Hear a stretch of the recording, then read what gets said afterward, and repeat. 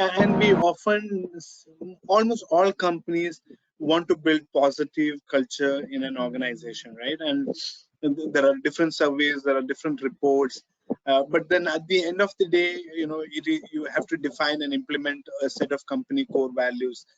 So what are the pitfalls to avoid in building a positive culture in an organization?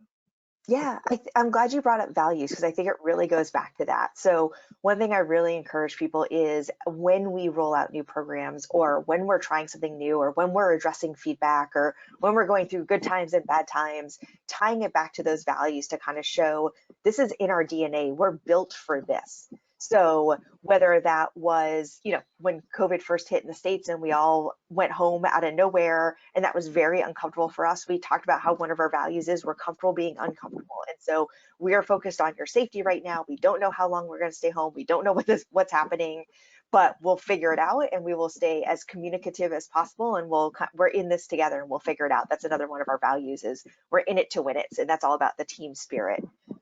When it comes to relationship building. So now that we are remote first, we are getting a lot of feedback around, I feel very connected to my team.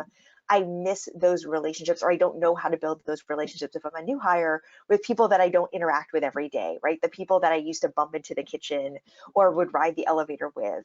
And so we talk about how what you see is what you get is one of our values. And so relationship building and authenticity is really important to us. So we're trying different ways to better connect people. We use Slack apps that randomly pair people for virtual coffees. We're trying different, as people feel safe, co-located regional events, or we're trying some different virtual events where people who have different hobbies come together and kind of like do that hobby together.